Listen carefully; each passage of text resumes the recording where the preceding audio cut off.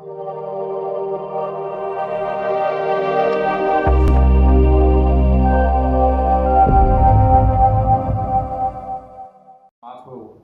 ఈ యొక్క జిల్లాకు సంబంధించినటువంటి ఇన్ఛార్జ్ మొత్తం ఎలక్షన్స్ వరకు టోటల్గా భగవత్ కుబా గారు సెంట్రల్ మినిస్టర్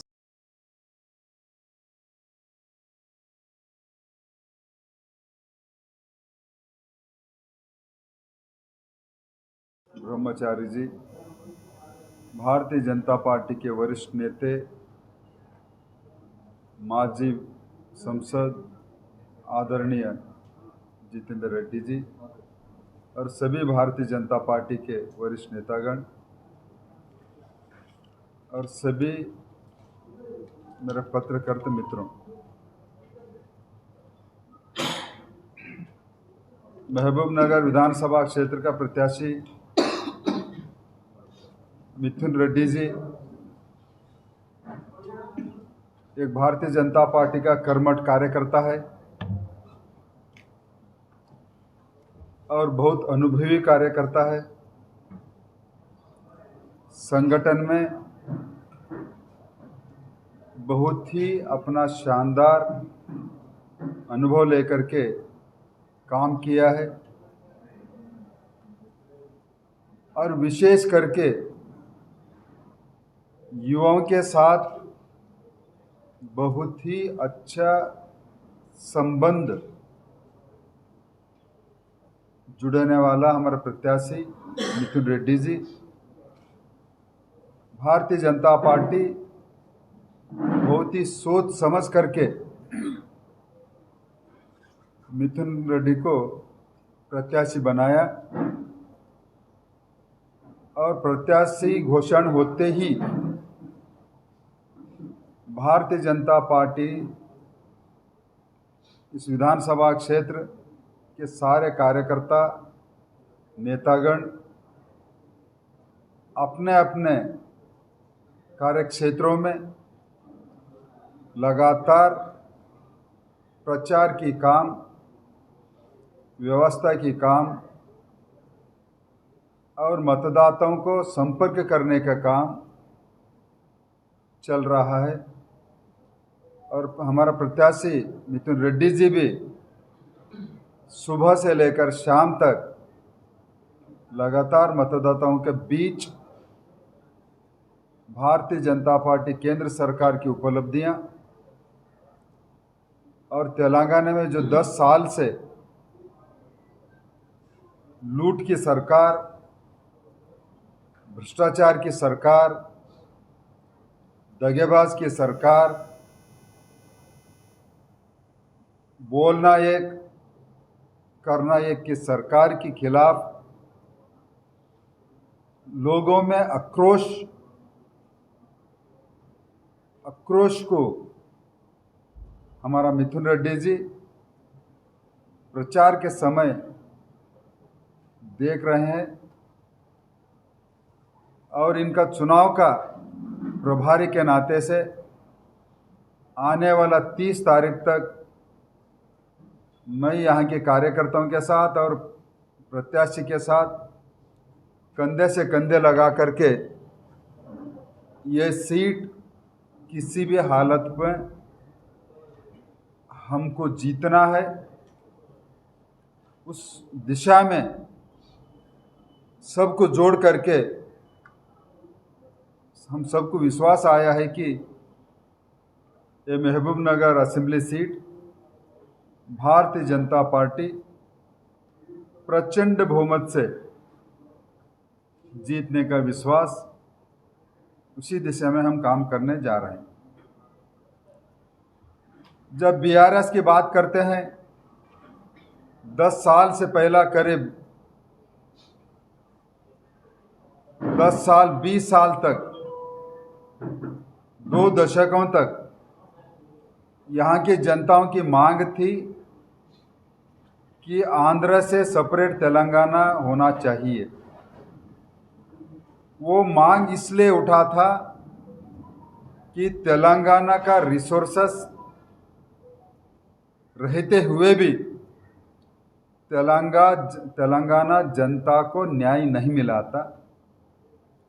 वो शैक्षणिक क्षेत्र हो, सामाजिक क्षेत्र हो या आर्थिक क्षेत्र हो, आंध्र प्रदेश एक विकासशील प्रदेश के रूप में उभारा था। यही तेलंगाना एक पिछड़ा हुआ प्रदेश के पहचान बन गया था। इसी के लिए ये जो भेदभाव अखंड आंध्र प्रदेश में दिख रहा था, उसी कारण यहाँ की युवा, यहाँ के गरीब, यहाँ की दलित, यहाँ की व्यापारी, यहाँ की छात्रा, ये सभी के दिलों में आक्रोश के कारण सभी ने मिलकर के सेपरेट तेलंगाना राज्य का मांग किया था। और उससे पहला भारतीय जनता पार्टी काकीनाडा के अंदर हमें ये वोट दे दो, हम 2 राज्य बना के रखेंगे, ये भारतीय जनता पार्टी सबसे पहला राजनीतिक पार्टी रेजोल्यूशन अगर कोई पार्टी किया तो भारतीय जनता पार्टी ने किया। उसके बाद में सभी पार्टी के नेताओं ने, उससे बढ़कर आम जनताओं ने ये एक मोमेंट लिया, ये एक ताकत बनी। वो ताकत दिन ब दिन बढ़ते जा करके तब की कांग्रेस सरकार को लोकसभा के अंदर झुकना पड़ा और भारतीय जनता पार्टी उसको समर्थन किया। इसी के कारण 2013 में, 13 का एंड में होगा शायद, 14 जनवरी को, अच्छा 2014 में सेपरेट राज्य तेलंगाना बना। लेकिन ये राज्य बनाने का पीछे लोगों का आकांक्षा तेलंगाना बंगारू तेलंगाना बनेगा और युवाओं को रोजगार मिलेगा, किसानों को सही मूल्य मिलेगा, व्यापारियों को अच्छा खासा मदद रहेगी। ऐसे हर समुदाय एक अपेक्षा रख के 2014 में केसीआर ने सभी को दिशा भूल करके मुख्यमंत्री बने। और पिछले 10 साल में जो तेलंगाना जनता की आशा और आकांक्षा थे, वो सारे के सारे केसीआर साहब ने उसको नकार दिया। उतना ही नहीं, जो युवा अपना जान गंवाए थे हजारों संख्या में, आज वही युवाओं को दिशा भूल करने का काम और बेरोजगार में धकेल दिया। और किसानों की परिस्थिति, किसानों के खेत को सही समय पर करंट नहीं मिलती और पिछला साल किसान उगाया हुआ धान राज्य सरकार न खरीदते हुए किसानों का परेशानी और बढ़ा दी। और बीआरएस सरकार दलितों को लुभाने के लिए दलित बंधु हर परिवार को 10 लाख रुपए का मुआवजा देने का योजना बना करके ऐलान किया, लेकिन आज तक कोई दलित बंधु को 10 लाख रुपए का मुआवजा नहीं मिला। उतना ही नहीं, आज से 10 साल से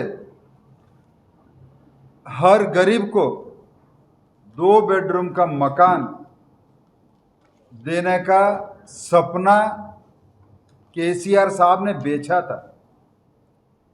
उसी के कारण गरीबों ने 2-2 बार उनको मतदान करके मुख्यमंत्री बनाया, लेकिन आज तक 2 बेडरूम का घर किसी को भी बंटवारा नहीं किया, किसी को भी। और दलित बंधुओं को, हर गरीब दलित को 3 एकड़ जमीन देने का वायदा भी किया था, लेकिन दलित बंधुओं को 3 एकड़ जमीन आज तक 10 साल हुआ, 1 दशक हुआ, आज तक नहीं मिला।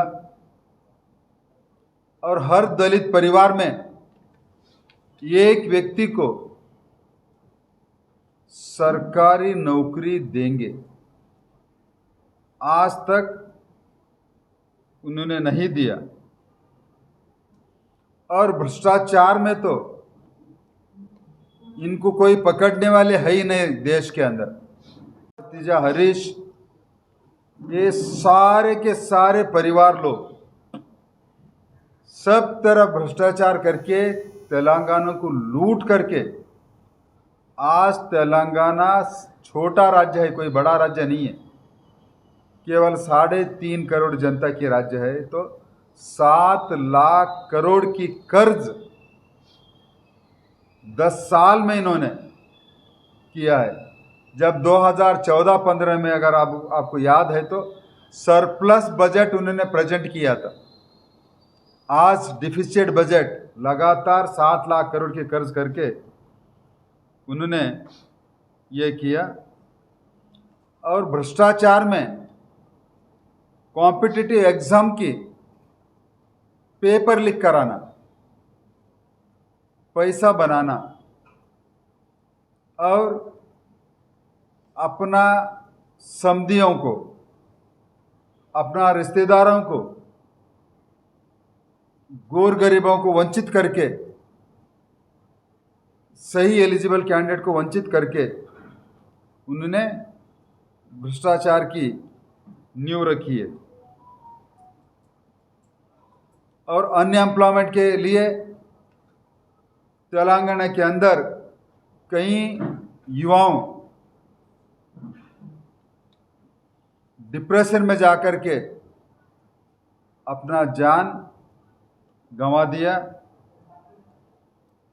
इतना ही नहीं, खाली पेपर लीक ही नहीं है, liquor scam, mining scam, sand scam, जहां पर भी आम लोगों को सुविधा देने का जहां पर भी है, वहां पर लगातार लूट करने के पीछे पड़ के उन्होंने स्कैम किया है।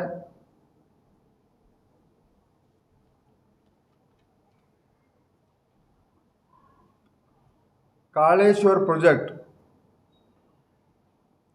सबसे बड़ा फायदा पहुंचाने वाला केसीआर फैमिली को अगर कोई प्रोजेक्ट है तो कालेश्वर प्रोजेक्ट है। वो बड़ा सफ़ेद हाथी के तरह, उसको सरकार को सफ़ेद हाथी, इनको दूध देने वाला गाय। वो कालेश्वर प्रोजेक्ट में न गुणवत्ता का काम हुआ, न सही समय पर काम पूरा हुई, और टोटल तेलंगाना जनता की टैक्स दिए हुए पैसा बर्बाद हुआ। और उसमें से अच्छा खासा पोर्शन केसीआर का घर को मिला। भारतीय जनता पार्टी नरेंद्र भाई मोदी जी सरकार की इस क्षेत्र में जो योजना आई है, महबूबनगर सिटी अमृत योजना में केंद्र सरकार ने नियुक्त किया और कई करोड़ों इस शहर का यूजीडी हो, ब्यूटिफिकेशन हो, उद्यानवन डेवलपमेंट हो, सारे मोदी सरकार की देन है। उतना ही गढ़चिरौली टू रायचूर हाईवे मोदी सरकार की देन है।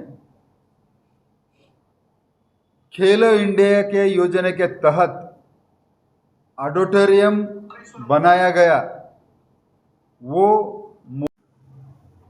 मैं जनता को विश्वास देता हूं, आप ना पुलिस डिपार्टमेंट को डरिए, ना कोई सरकारी ऑफिसरों से डरिए।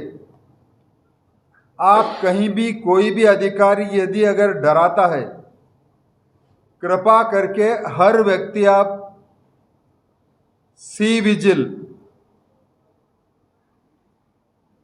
इलेक्शन कमीशन ऑफ इंडिया का ऐप डाउनलोड कर लीजिए और उस ऐप से तुरंत आप उसको फोटो निकलेगा, वीडियो हो जाएगा और डायरेक्ट इलेक्शन कमीशन को कंप्लेंट चले जाएगी और तुरंत यहाँ की प्रशासन यानी अधिकारी लोग कई मिनटों में उस जगह में आकर के जो भी धांधला करने वाला टीआरएस के कार्यकर्ता है उसको तुरंत उसके ऊपर कार्रवाई होगी।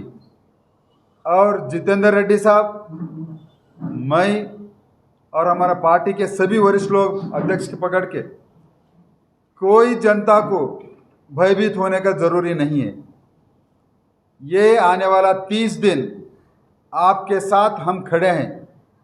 इसी के लिए बिना डर के चुनाव करिए, चुनाव में वोट डालिए और भारतीय जनता पार्टी को जिता के दीजिए।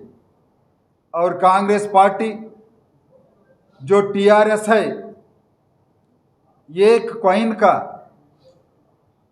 सिंगल कॉइन का दो फेसेस, यानी कांग्रेस को यदि वोट डालना है तो बीआरएस को डाले जैसा, जब बीआरएस का यदि वोट डालना है तो कांग्रेस के डाले जैसा।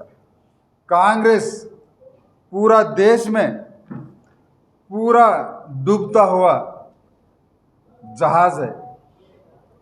पिछले 5 महीने पहला कर्नाटक में जनता को वायदा करके धोखा दे करके सत्ता में आया, लेकिन आज कर्नाटक का परिस्थिति सभी तेलंगाना के जनता करीब से देखिए, करीब से विचार करिए। मैं कर्नाटक में जहां पर भी मैं जाता हूं तो कर्नाटक के किसान मेरे सामने आकर के रोता है, साहब कम से कम 2 घंटा तो करंट हमारा खेत के लिए दे दीजिए। 2 घंटा करंट सही नहीं मिलता कर्नाटक में। बस का सर्विस चौपट हो गया और वहाँ की सरकार आज सारे के सारे विकास का कार्य ठप हो गए और खुद के पार्टी के एमएलए लोग, मंत्री लोग उस सरकार के ऊपर का विश्वास खो दिया है और कोई विकास का कार्य नहीं हो रहा है। तो कांग्रेस सरकार की विधायक गण अपने अपने क्षेत्रों में जाने के लिए शर्मिंदा महसूस हो रहा है। तो वही तेलंगाना में आकर के वो राहुल गांधी, सोनिया गांधी, खरगे जी या रेवंत रेड्डी सब मिलके, देना तो कुछ नहीं है, चुनाव के बाद सत्ता में तो आने का है ही नहीं है। सिर्फ जो भी मुंह आके ढीला करके मैंने ये दे दूंगा, मैंने वो दे दूंगा, सपना दिखाने का काम कर रहे हैं। तो कृपा करके तेलंगाना के जनता ऐसे झूठ मूठ वायदों को आप धोखा मत खाइए। आज देश के अंदर एकमात्र क्रेडिबल पार्टी, पॉलिटिकल पार्टी है तो भारतीय जनता पार्टी है, जो चुनाव से पहला घोषणा पत्र में जो कहता है वो 100% 5 साल में इम्प्लीमेंटेशन करके वादा निभाता है। तो एकमात्र political party Bharatiya Janata party है। इसी के लिए हमारा प्रत्याशी बड़ी लगन से, बड़ी धूमधाम से लोगों की समर्थन बेहद मिल रहा है। तो समर्थन को आगे आगे लेकर के, वो समर्थन को परिवर्तन करके विजयशाली होंगे हमारे मिथुन रेड्डी जी। यही विश्वास के साथ मेरा बात मैं समाप्त करता हूं। जय हिंद। सी विजिल के बारे में बता दो। सी विजिल ऐप जो है, आप अपना स्मार्ट मोबाइल में सी विजिल आप टाइप करिए, ऐप डाउनलोड हो जाएगा। उसमें सारे आपको कहाँ पर वीडियो करना है, क्या कंप्लेंट करना है, लॉन्जिट्यूड लैटिट्यूड लेकर के उस गांव की सारे क्या सारा अपने आप वो complaint election commission of India को चले जाएगी। और इमीडिएटली इस विधानसभा क्षेत्र का जो प्रिसाइडिंग ऑफिसर होगा, पुलिस ऑफिसर होगा, सारे के सारे को मैसेज जाकर के तुरंत कई मिनटों में वो कंप्लेंट को सुलझाने का प्रयास इस सी विजिल के सामने से। मान लो बीआरएस और कांग्रेस किसी को डराने का काम करते हैं तो इमीडिएटली सी विजिल के अंदर आप उसको कंप्लेंट करते हैं, या किसी को पैसे दे रहे हैं, या कोई अधिकारी बीआरएस के फेवर में वोट डालने के लिए कहता है, ये सारों को उसमें आप पकड़वा दीजिए। और उसको हम लोग कैसे सबक सिखाएंगे? इतना ही नहीं है, हम इलेक्शन कमीशन ऑफ इंडिया को तुरंत वो पार्टी का कैंडिडेट को रिजेक्ट यानी डिबार करने का काम हम प्रयास करेंगे। Thank you so much. Print and electronic media మిత్రులకు, భారతీయ జనతా పార్టీ పాలమూరు జిల్లా నాయకులకు, మరి ఈరోజే ఇచ్చేసిన కేంద్ర మంత్రివర్యులు భగవంత్ ఖూబా గారు కర్ణాటక బీదర్ నుంచి ఇక్కడికి రావడం జరిగింది. ఇక్కడ పాలమూరు అసెంబ్లీ ఇన్ఛార్జిగా తాను రావడం, భారతీయ జనతా పార్టీ పాలమూరు అసెంబ్లీ గెలవడానికి వారు ఇక్కడికి విచ్చేయడం జరిగింది.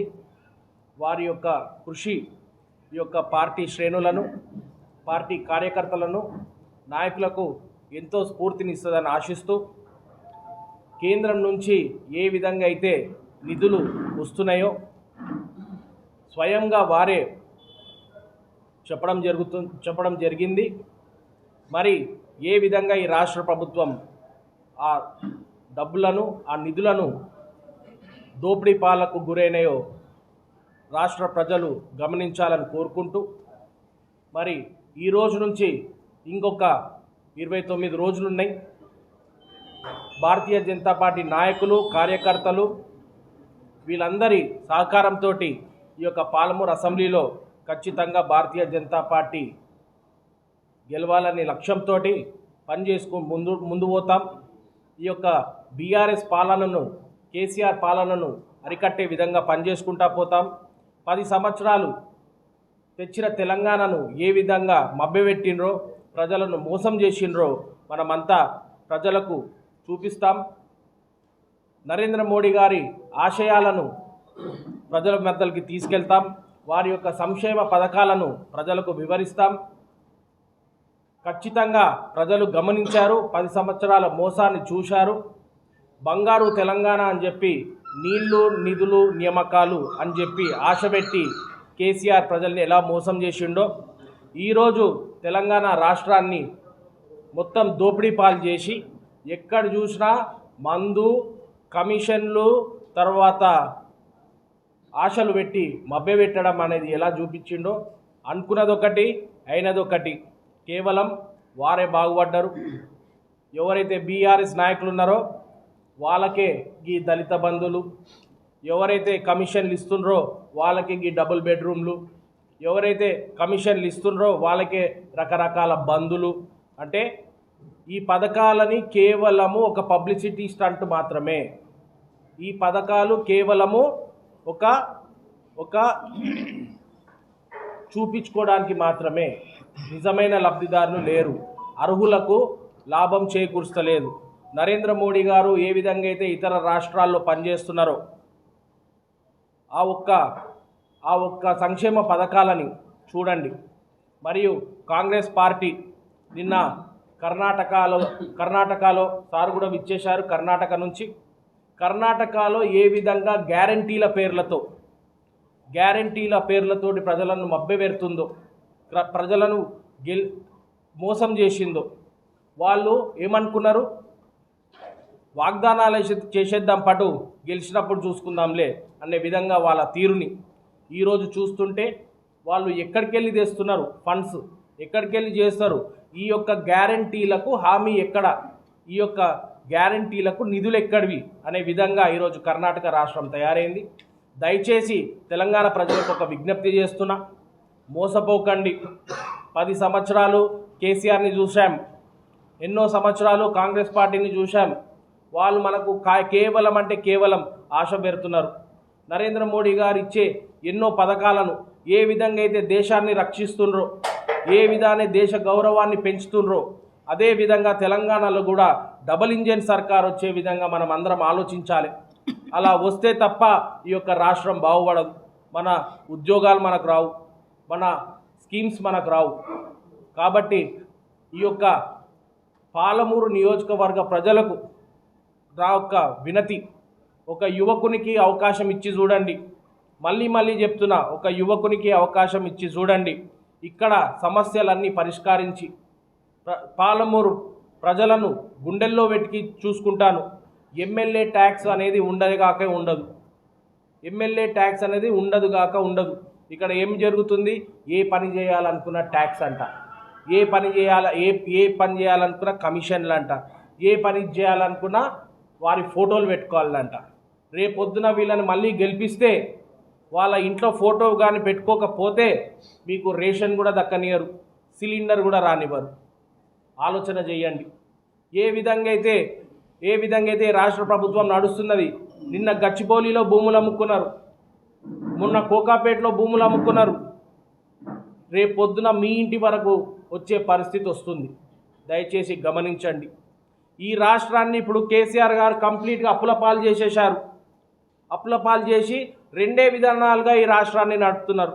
ఒకటేమో మందు, ఎక్సైజ్ మీద మందు అమ్మి రాష్ట్రాన్ని నడుపుతున్నారు. తర్వాత ఈ భూములు అమ్ముకొని రాష్ట్రాన్ని అమ్ముతున్నారు. ఇక్కడ తీరా చూస్తే ఉద్యోగస్తులకు జీతాలు ఇచ్చే పరిస్థితులు లేవు. ఎప్పుడో 15 తారీఖు 18 తారీఖు జీతాలు పడుతున్నాయంట.